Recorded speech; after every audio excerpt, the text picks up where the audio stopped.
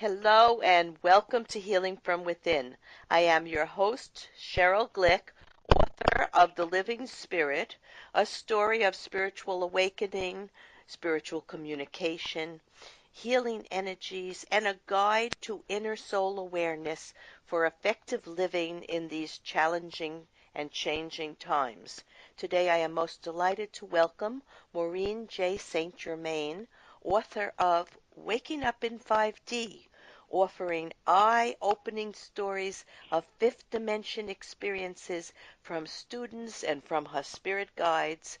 Part of our energy is living in our third dimensional plane, but life is changing rapidly now, and many of us are prepared and excited to move to higher frequencies of consciousness.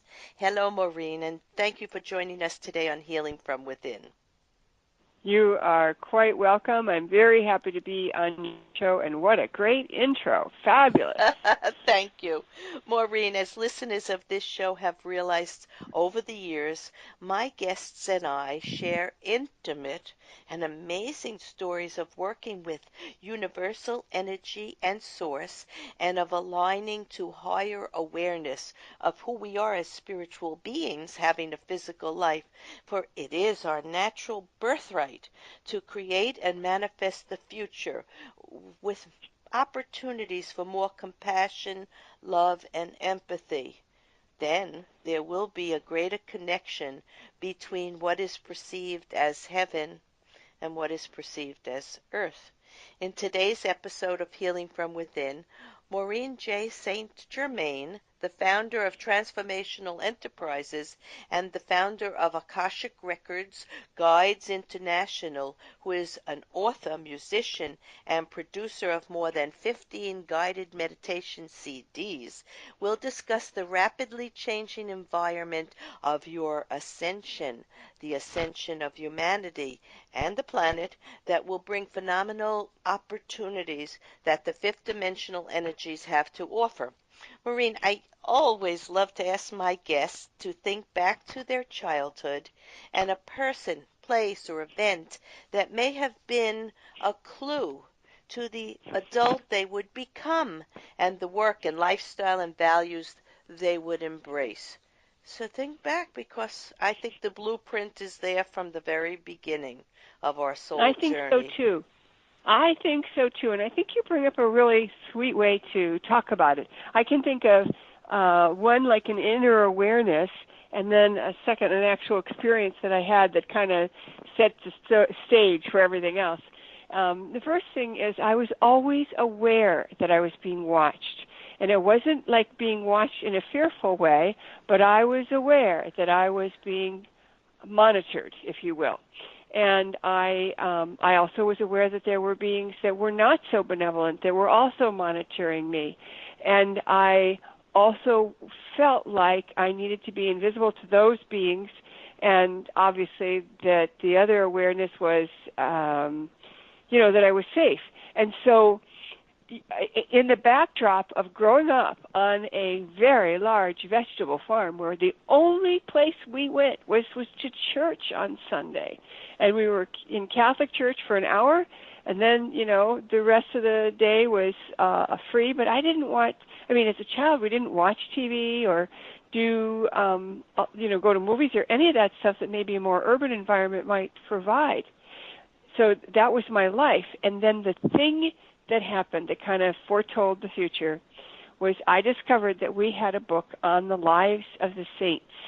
And it was a really thick book, like a real old-fashioned dictionary kind of a book, maybe 5 inches thick, and it was gold leaf, and it was beautifully bound. And I went through that, and I loved this book. And one day it wasn't in a bookcase. And I remember looking, thinking, that's funny. I put it back here. Who I wonder took why it? it's not there. No, I didn't go to who took it. That's the funny thing. I never, ever went into that kind of energy. I just wondered, where is the book? And I immediately saw where it was in my mind's eye. So I got a chair from the kitchen, and I climbed on the chair, put it in the closet that it was hidden in, and climbed on the chair, went up to the very top shelf, pulled it down, and then put the chair back and did my usual shtick with the book. and then put it back in the bookcase where it belonged. My mother never hid it after that. She hid it? Why did she hide it?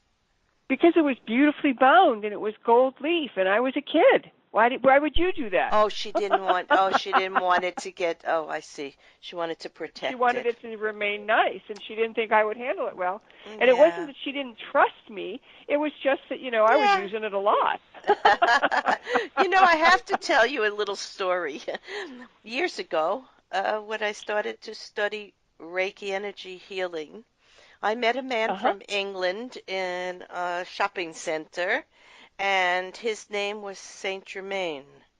And he said to me, Ah. there is an energy, and the energy of Saint Germain, who was Joseph in one life, and then Saint Germain in another. And he said, if you just say this little prayer to protect yourself in the purple fire and the light of Saint Germain's healing energy, you will be able to protect yourself and send energy to that part of your body that needs it. And I never forgot it. And Hmm. it's just names have a great deal of energy and Yes, power. they do. And Yes, they do. so it just brought back to me that story, and so I thought our listeners might like to know about that. So it's the Mm, purple energy of Saint Germain that can be used for healing and to protect against some of the negative energies that you were talking about earlier. Because like mm, anything, there is a duality, and we do want to align ourselves to the best energy possible. So exactly. let's go on to what's your definition of 5D?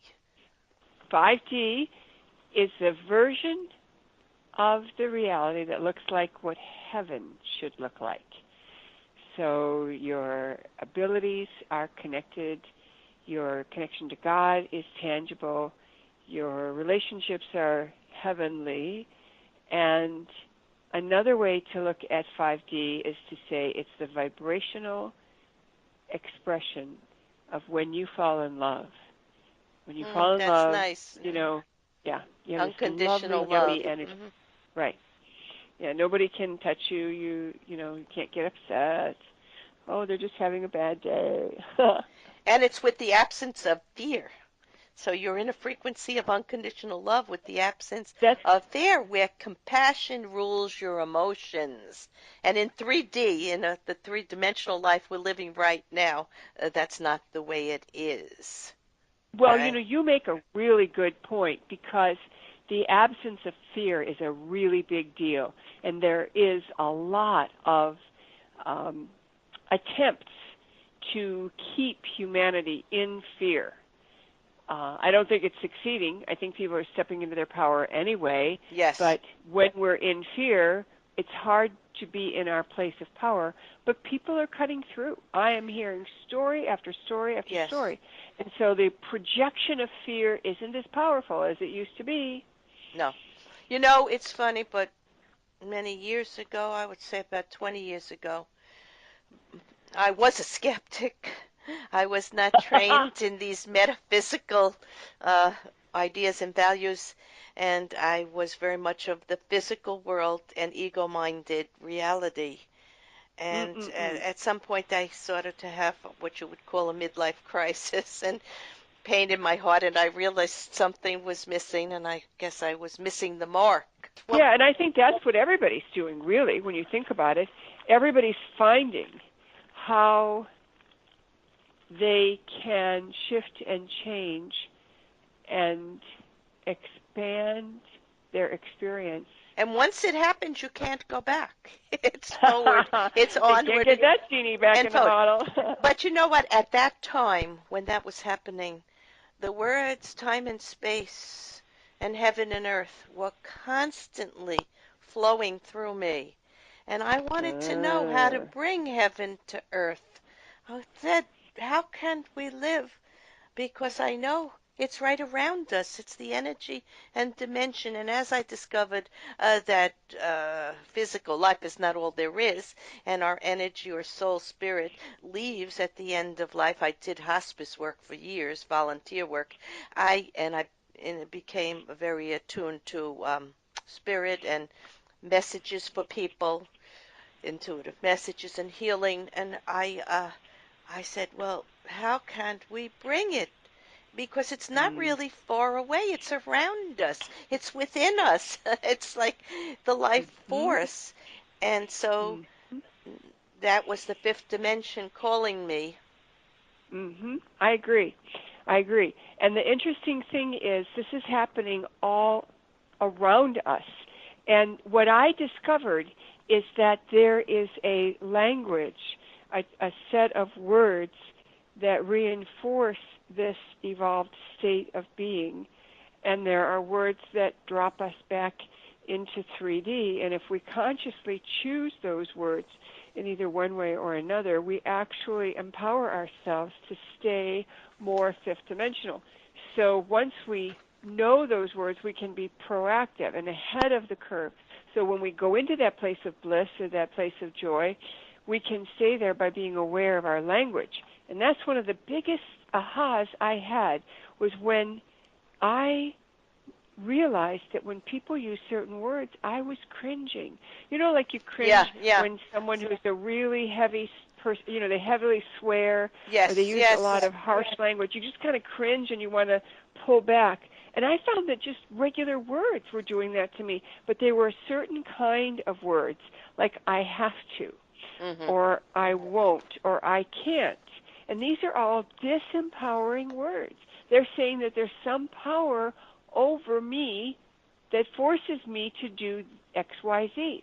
You know, I have to go get my kids at school. I have to meet my friend for dinner. I have to get to bed by 9 o'clock. No, nobody has to anything. Yeah. Nobody has to anything. And once you decide that that's true, then you're choosing, you know, I want to get to bed early because I have an early morning airplane flight, or I'm going to get my kids now because I like picking them up on time. They feel happier when I'm always early. That's Yeah, I have a that list powerful in front of me, the words of power to replace common language. And like you, I became very aware that words were hurting me and I physically didn't mm, feel well when I would hear mm-hmm, certain things. And I could understand that people just weren't at that level of evolvement yet. So they will get there at their own time. But words like instead of saying I should, you say I choose. It's too mm-hmm, difficult. I never say that. I choose to make it fun and easy. It's not mm-hmm, my fault. Well, I think I'm responsible, so how can we fix it? It's all a mm-hmm. different tone, and it's all a way of taking personal responsibility and moving you past the mindset of limited ego and limited ego reality, which is not true anyhow. It's a misconception, misperception. It's not real anyhow. All these labels and words that people have given us since we're children and telling us how to express ourselves and how to be in the world when we need to find that from within our own heart and soul. And it was there with us when we were born. So it's nothing, we don't have to find it, it's already there. We just allow Well, it you know, to express ourselves in that way. I think that yeah, I think that that's true, but I also think that people are so accustomed to dipping into the well of their experiences Hmm. and their belief systems that they forget that they could dig deeper, that they could ask more questions, and then they will find that resonance in their heart that you found when Hmm. you started exploring and looking at life and saying, wait a minute, that's not all there is. And then to have skills open up like yours did. You know, you're at the front of the curve. You're like one of the way showers that are helping people to say, wait a minute, I'm just like you. You know, this can happen. Yeah. That's why it happened when it did and how it did. And I had to live a real physical life of skepticism until I was sensitive like you were as a child also. And I was aware of something, but there was no one in my family who encouraged any of that, extreme imagination and feeling that something was around me.